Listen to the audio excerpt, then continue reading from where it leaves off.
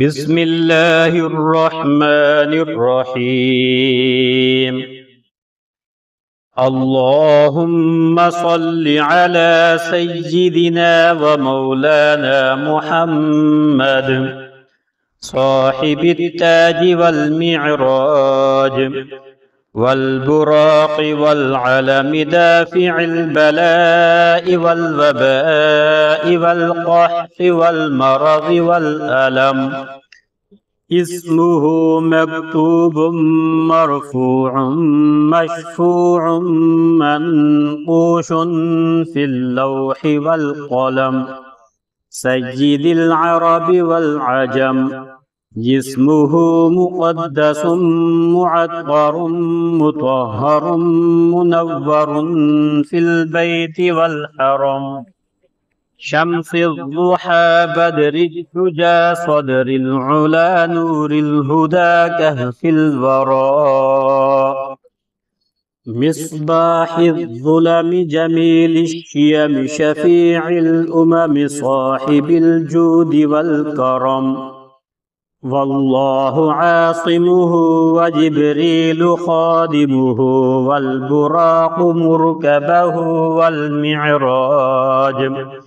والمعراج سفره وفوق صدرة المنتهى مقامه وقاب قوسين مطلوبه والمطلوب مقصوده والمقصود موجوده. سيد المرسلين خاتم النبيين شفيع المذنبين أنيس الغريبين رحمة للعالمين. راحة العاشقين مراد المشتاقين شمس العارفين.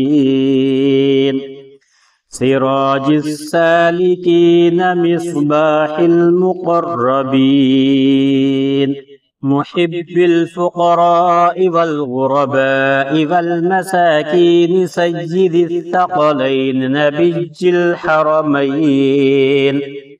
إمام القبلتين وسيلتنا في الدارين صاحب قاب قوسين محبوب رب المشرقين ورب المغربين. جد الحسن والحسين مولانا ومولى الثقلين. أبي القاسم محمد بن عبد الله نور من نور الله.